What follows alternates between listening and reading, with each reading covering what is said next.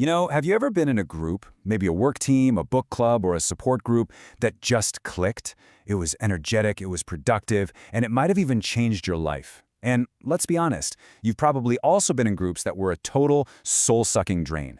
Well, today, we're going to dive into the blueprint for what makes a powerful group really truly work. So what is it? What's the secret sauce that separates an inspiring team from, a frustrating committee meeting that could have been an email? It's the big question, right? And the answer, it turns out, lies in a series of really deliberate choices, a blueprint that's put together long before the first person even says hello. So the first part of our blueprint deals with the absolute foundation. These are the big architectural decisions about the group structure, and believe me, they have a massive impact on everything that comes after.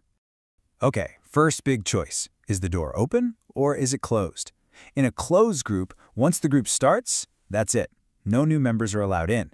This builds a huge amount of trust and togetherness. The only problem? If people start leaving, the group shrinks and could even just fizzle out.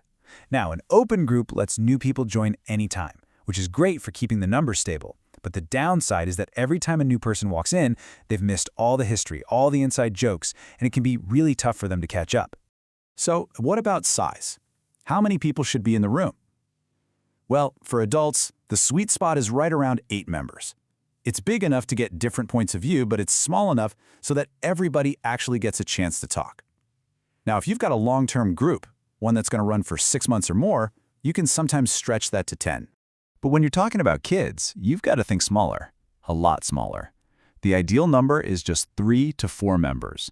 And that's mainly because, their attention spans are shorter, and this way, you can make sure each kid gets the focus they really need.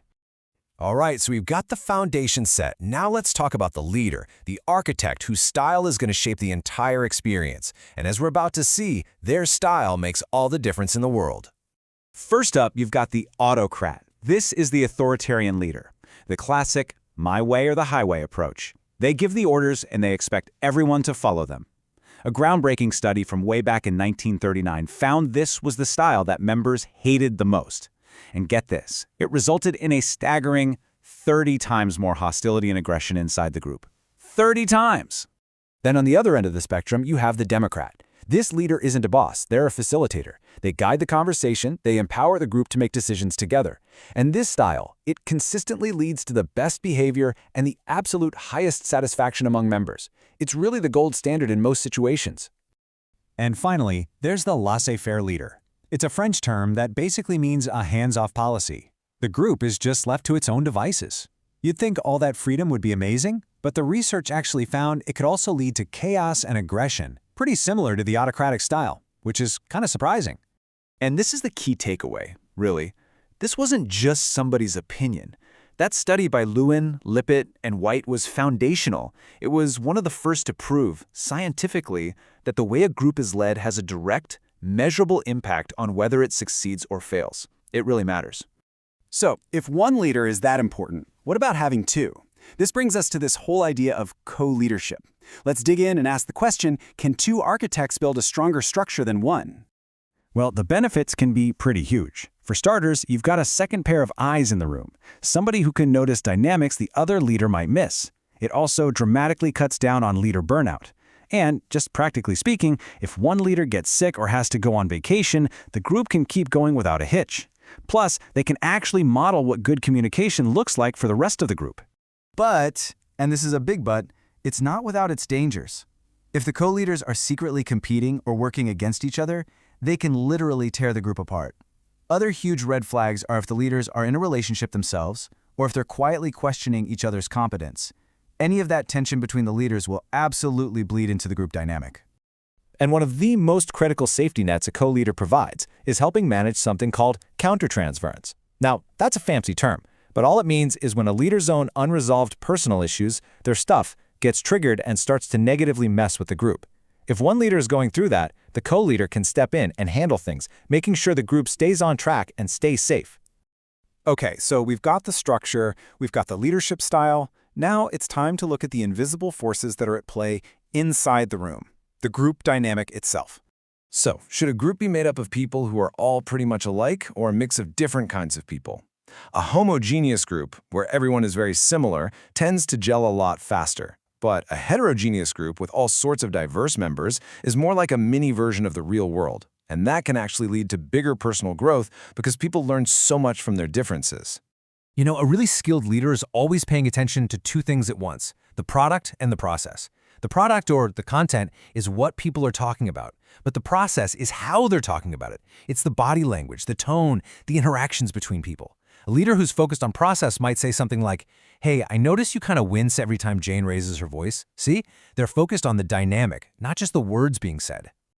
We have all had that feeling at some point. That sinking, isolating thought that we are completely and totally alone in whatever we're struggling with, that no one else out there could possibly understand.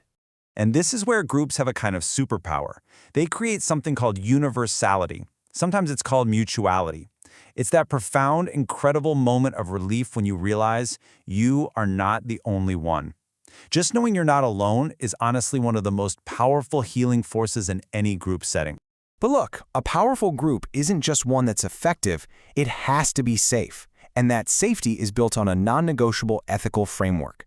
This is the final crucial piece of our blueprint.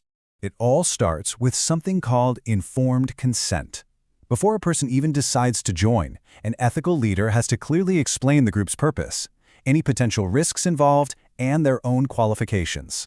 This gives a person the power to make a real, informed decision about participating. And this should absolutely happen before the very first meeting. This is the leader's #1 job: protect the members. They have to talk about the risks of group work right from the get-go. And here's a really important one. They have to tell everyone that while confidentiality is expected from everyone in the room, the leader can never guarantee it 100%. Why? Because they can't control what members say once they leave the room. And finally, this has to be voluntary. Every single member has the right to withdraw from a group at any time, for any reason. It doesn't matter if it's a closed group or if other people will be disappointed. No one should ever be pressured to stay. So, as we wrap this up, I want you to take a second and think about it. Think about the best team, the best class, or the best group you've ever been a part of. What were its architectural decisions? Who was the architect, and what was their style? What was the blueprint that made it all work so well?